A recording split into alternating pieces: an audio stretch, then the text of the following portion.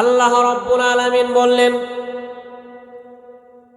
সূরা রুমের 21 নম্বর আয়াত, وَمِنْ آيَاتِهِ أَنْ خَلَقَ لَكُم مِّنْ أَنفُسِكُمْ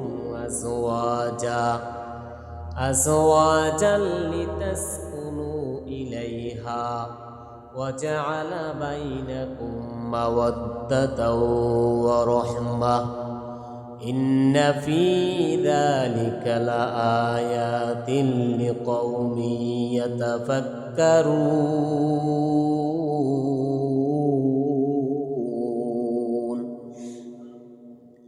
আল্লাহ রাব্বুল আলামিন বললেন, আমার নিদর্শনের মধ্যে, আমার হুকুমের মধ্যে, আমার তাগিদের মধ্যে আমি আল্লাহ রাব্বুল আলামিন, এটাও একটা হুকুম, এটাও একটা নিদর্শন। আমাকে পাওয়ার উদ্দেশ্যে আমি তোমাদের মধ্য হইতে তোমাদের জন্য শান্তির জন্য, আরাম আয়েশের জন্য, মহাব্বতের জন্য, ভালোবাসার জন্য, প্রেম ভালোবাসার জন্য আমি আল্লাহ তোমাদেরকে স্ত্রী সৃষ্টি করে দিয়েছি, মহাব্বত সৃষ্টি করে দিয়েছি। একে অপরকে মহাব্বত করবে, একে অপরকে ভালোবাসবে, একে অপরের সাথে সৎ ব্যবহার করবে, একে অপরকে খুব শান্তিতে বসবাস করবে।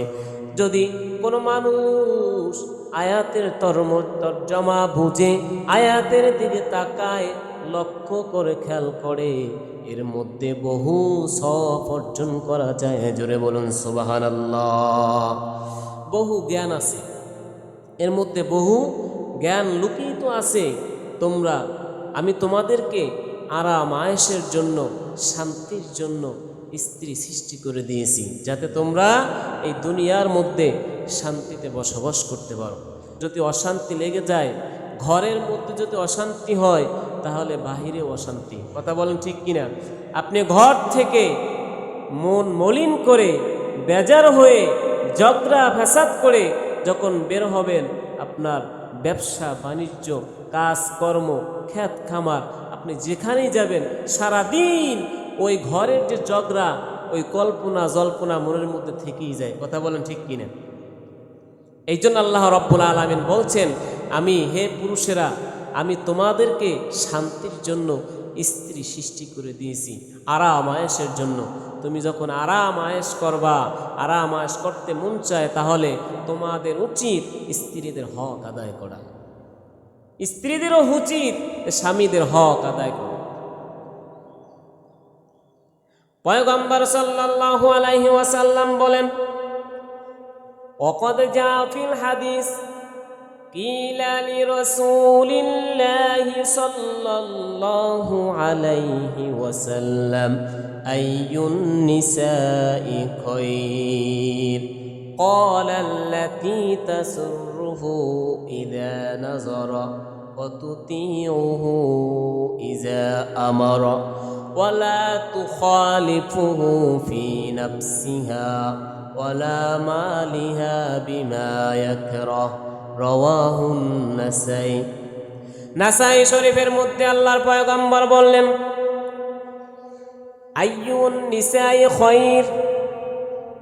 পয়গম্বর সাল্লাল্লাহু আলাইহি সাল্লামকে জিজ্ঞেস করা হলো, ইয়া রাসূলুল্লাহ, ইয়া হাবিবাল্লাহ, কোন স্ত্রী লোক ভালো, কোন মহিলারা ভালো? আল্লাহর পয়গম্বর জবাব দেন, ক্বালাল্লাতী তাসরুহু ইযা নাযারা ওয়া তুতিউহু ইযা আমারা।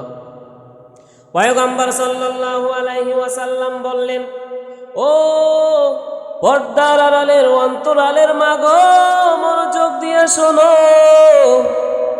আল্লাহর পয়গম্বর সাল্লাল্লাহু আলাইহি ওয়াসাল্লাম বললেন, ওই স্ত্রী লোক ভালো যে স্ত্রীর দিকে তাকাইলে স্বামী সন্তুষ্ট হয়। ওই স্ত্রী লোক ভালো যে স্ত্রীর দিকে তাকাইলে স্বামী খুশি হয়। ওই স্ত্রী লোক ভালো যে স্ত্রীর দিকে তাকাইলে স্বামী সন্তুষ্ট হয়। ওই স্ত্রীরা কোনোদিন বেপথে যায় না। ওই স্ত্রীরা নবীজির আদর্শিত হয়। জোরে বলুন সুবহানাল্লাহ। আরো জোরে বলুন সুবহানাল্লাহ। ওই স্ত্রীরা, নারীরা স্বামীদের আনুগত্য হয়। ওই স্ত্রীরা ভালো যে স্ত্রীরা নিজের দেহ, মন, অর্থ সম্পদ রূপ যৌবন লইয়া বড়াই করে না, স্বামীর হক নষ্ট করে না, ওই স্ত্রীরা লোকই ভালো। আল্লাহর পয়গম্বর বললেন, যে স্ত্রীরা নিজের রূপ যৌবন বাবার বাড়ির অর্থ সম্পদ লইয়ে বড়াই করে, ওই স্ত্রীরা ভালো না, ওই স্ত্রীরা জাহান্নামী হয়ে যাবে, জাহান্নামী হয়ে যাবে।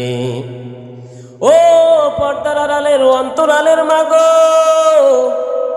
আপনার একটু সুন্দর রূপ যৌবন আল্লাহ দিয়েছেন, আপনার স্বামী একটু শ্যাম বর্ণের, আপনার স্বামী একটু কালো, এই জন্য স্বামীকে অবহেলা করা যাবে না, কর্কশ ভাষা করা যাবে না। হয়তো আপনার বাবা আপনার স্বামীর সাথে বিবাহ দিয়েছেন, আপনার পছন্দ হয় নাই, বিবাহ হয়ে গেছে, সে কিন্তু আপনার স্বামী হয়ে গেছে।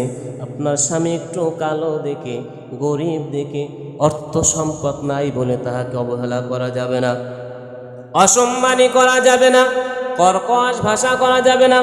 আল্লাহর পয়গম্বরকে জিজ্ঞেস করলেন, কোন স্ত্রী লোক ভালো? যে স্বামীর সাথে সৎ ব্যবহার করে, যে স্বামীর সাথে সম্মানসূচক কথা বলে, যে স্বামীর সাথে সভ্য ভাষায় কথা বলে, স্বামীর খেদমত করে, সর্ব অবস্থায় স্বামীর খেদমতে নিয়োজিত থাকে। আল্লাহর পয়গম্বর বললেন, স্বামীদেরকে বললেন, স্বামীরা যদি তোমরা স্ত্রীদেরকে ডাকো, স্ত্রীদেরকে হুকুম দিলেন, যত কাজ থাকুক না কেন, তুমি যদি রান্নার ঘরেও থাকো না কেন, সমস্ত রান্না বান্না ফেলিয়ে স্বামীর হুকুমে ডাকে সাড়া দেওয়া কর্তব্য। জোরে বলুন সুবহানাল্লাহ। তোমার যত কিছু থাকুক না কেন, তোমার যত রূপ থাকুক, সৌন্দর্য থাকুক, অর্থ থাকুক, সম্পদ থাকুক, এই দেহ মন লইয়া কোনোদিন স্বামীর সাথে অহংকার করবা না, বড়াই করবা না, অসম্মানী করবা না, তাহলে কিন্তু তোমার কপাল পুড়ে যাবে, তোমার কপাল পুড়ে যাবে। জোরে বলুন নাউজুবিল্লাহ।